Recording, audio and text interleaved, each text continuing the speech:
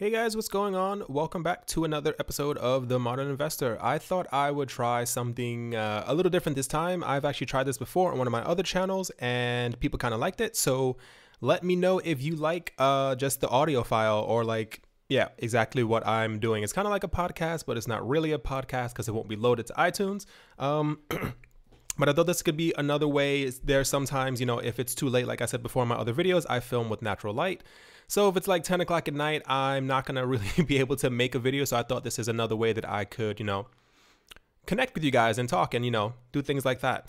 If you've been paying attention the last couple of months, as I'm sure most of you have at this point, ever since it was around, I think, February or March, some of the coins started going completely insane. It was, I think, it had to be around March or something like that, February, March. And I remember I had actually quite a bit of Litecoin that I do not have anymore because I think the price doubled.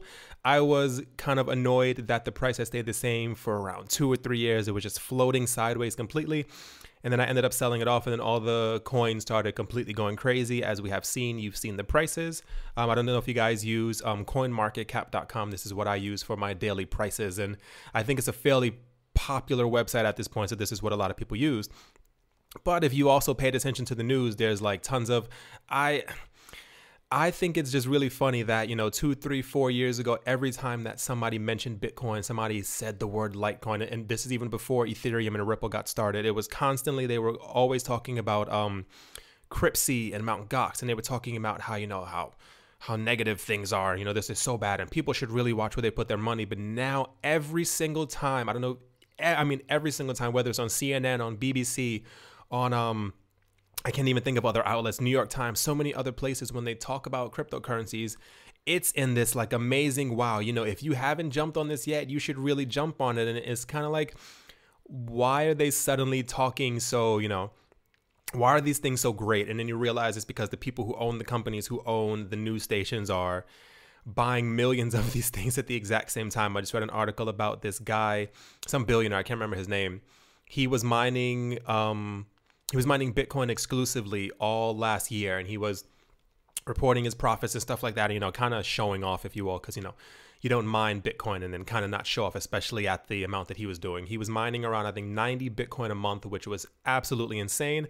I think it was coming out to around it was around 20,000 per month that he was making just from mining. And he was saying, we expect to make our money back in around 5 years for all the mining equipment that we bought, et cetera, et cetera.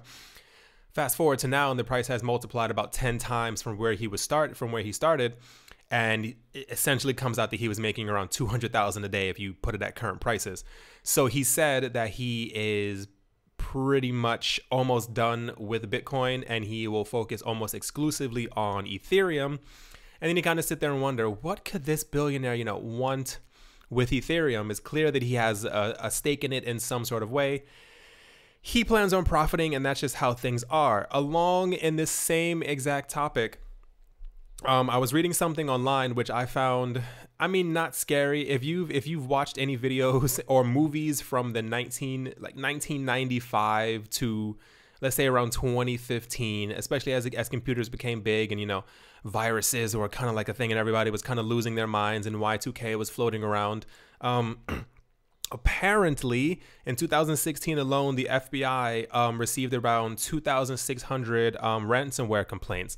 Ransomware is pretty much where you are, like, your computer is kind of infected with something, you can't do anything, and something pops up on your screen, and it's pretty much like, you can't use anything, you can't use any of your files, everything is kind of a mess, unless you, we will unlock this unless you send us Bitcoin. This is exactly what's been happening, and it's gaining traction at a rate that I don't think anybody kind of foresaw. And it's actually kind of scary, because pretty much what's happening is that these people, I think, what was it? There were, I think, 100,000 computers that were compromised at the beginning of this year alone. It was a really big thing that was on TV. There were all these hospitals around London that were that was the big news for some reason. Well, it's a hospital, so you gotta, of course, it's not gonna be small news, but these computers that they were popping up, and they ask for such small amounts of Bitcoin as well. It's like, send us $200 in Bitcoin, send us $47 in Bitcoin. But even last year alone, just from the complaints that the FBI had received, because these people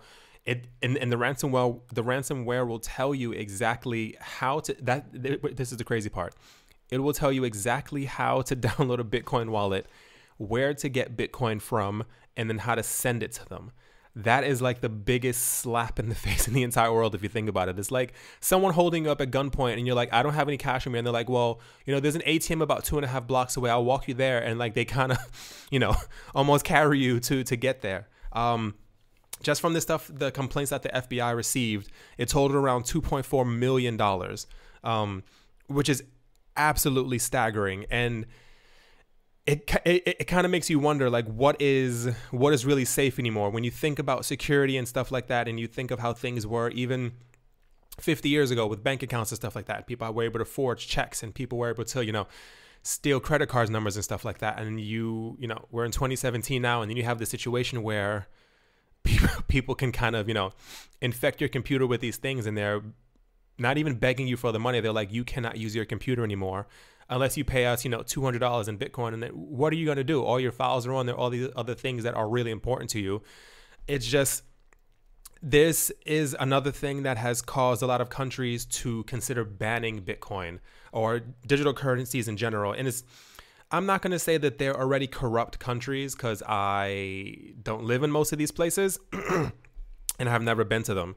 But it's kind of telltale when the countries that are talking about banning it the most are the ones that they said that they're doing it for anti-corruption. They're doing it to protect the people. But these countries have like the worst track notes when it comes to being the most corrupt place, like hurting their citizens, like chemical attacks on all these other people and what have you, and invading other nearby countries. And they're the first ones to say, oh, no, we don't want that. And it's kind of clear that they don't want money flowing out of their country. This is what's been happening in China very recently. I said this in another video. I think I may have mentioned it. I have so many things floating through my head. Sometimes I forget. There are a lot of billionaires and even millionaires in China who realize that, they think that the country is in a gigantic bubble because all of the growth that it had over the last 10 years, 10, 15 years has kind of completely almost flatline and might even be reversing. So that, like, in China, they've built these gigantic cities. They've built entire cities in anticipation for the boom to continue for the next 30 years.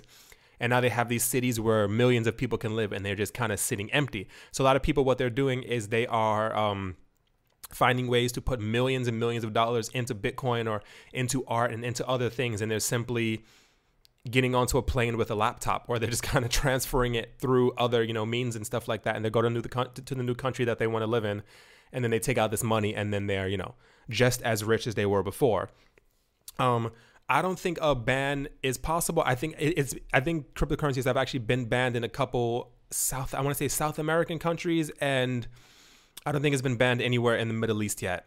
But I think in a couple African countries as well, it has also been banned. But once again, these are also the countries that's kind of like, people in your country would actually benefit from these things.